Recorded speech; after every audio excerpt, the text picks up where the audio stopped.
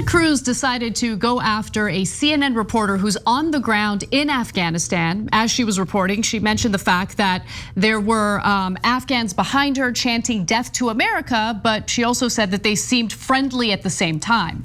Now, Senator Ted Cruz's response to that was, is there an enemy of America from whom CNN won't cheerlead in mandatory burqas, no less?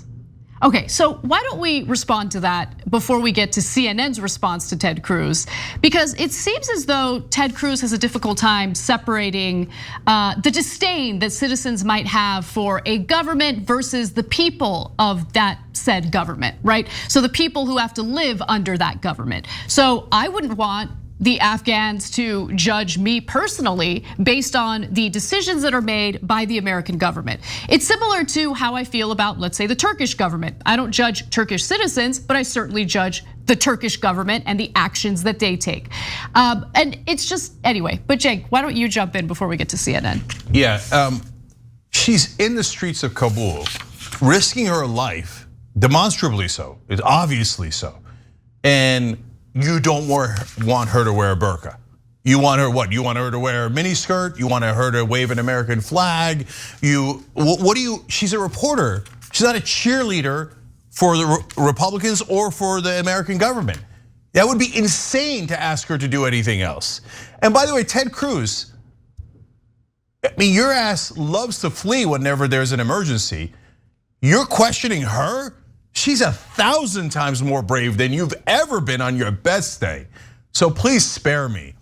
And look, there's just, the guy's a snake. He never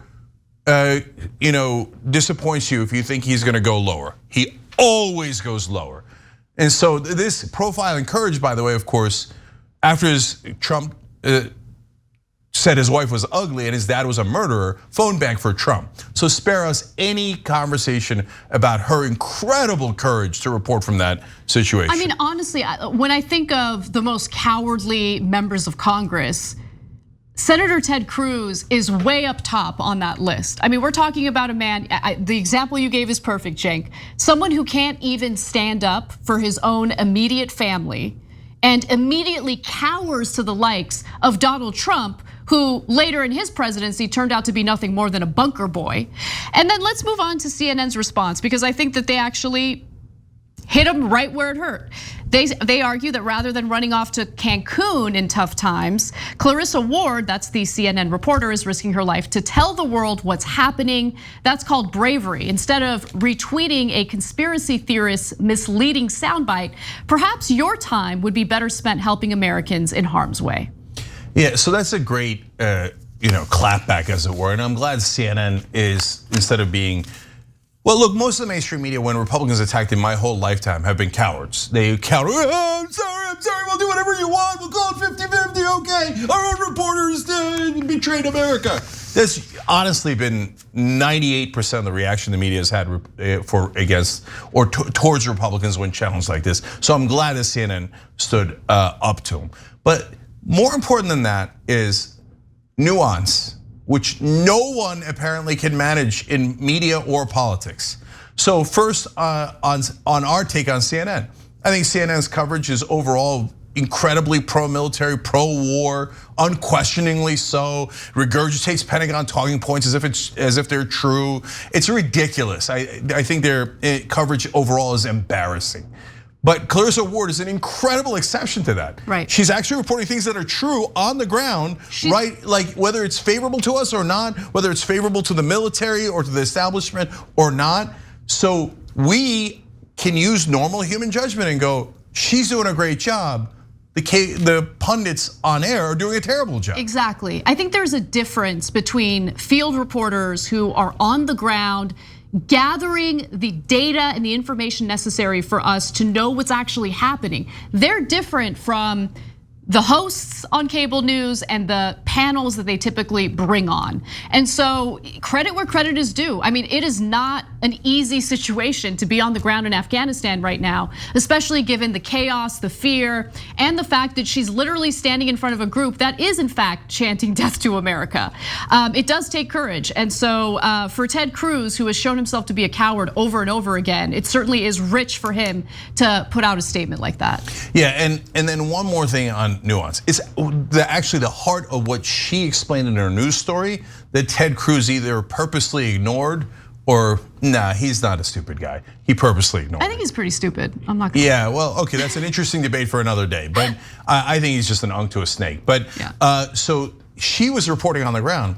They're chanting death to America, but here I am, an American reporter, and they're generally friendly to me. That's weird. And she used the word weird, right? And by the way, it's not just Ted Cruz. Almost every right-wing pundit jumped on Twitter like, oh yeah, I guess they're really friendly as they're killing us. No, you idiots. She just told you they're chanting death to America. This is an incredibly dangerous situation where everyone's lives are in danger. Yet it is weird that they would be, not outwardly hostile to an American news crew. If your simple mind cannot understand that, there's something wrong with you. You should go get help. Yeah. So she's actually reporting things that are strange. For example, you know what it reminded me of, funny enough? Is MAGA crowds and how they respond to CNN reporters, just like her. Jim Acosta would go to Trump rallies and they would yell at him and threaten to kill him. And afterwards, they'd come and try to take pictures with him and get his autograph. Why? Because it's wrestling to them. And in their mind, Jim Acosta's a heel, etc. And it's amazing to see that unfold also in the streets of Kabul. No. See, that's a really interesting news story if you're an intelligent person. No, I mean, I actually have a better example because just over this past weekend, Proud Boys, during an anti-vaccine protest that they were taking part in Los Angeles, decided to attack 2 local journalists. I bring that up because, there tends to be this effort by conservatives in Congress to paint individuals in the Middle East as violent, as dangerous, as backwards in so many different ways. But when you really look at who tends to physically harm journalists, you look at our context here in the United States, I mean, how many examples do we have to provide of journalists being specifically targeted with violence? I mean, look, the right wing is the same everywhere. There are different degrees and severity, no question. But who's against women's rights in America? The right wing. Who's against journalists in America? The right wing. There's nothing wrong with critiquing journalists. We just did it, right? But they're against journalism, period. They're like, oh, well, we want our propaganda. We don't want you to tell you the truth. And so who's against science? Well, the Taliban and our right wing. Who's against doctors? The Taliban and our right wing. We can go on and on and on. So we have our own Taliban here, and they also physically attack journalists as they did this weekend. Anna's right about that. And if you're a right winger and you want to cry about it, I don't care that you're crying. What you should do instead is do a little self-reflection. Wait, why do I agree with the Taliban so much?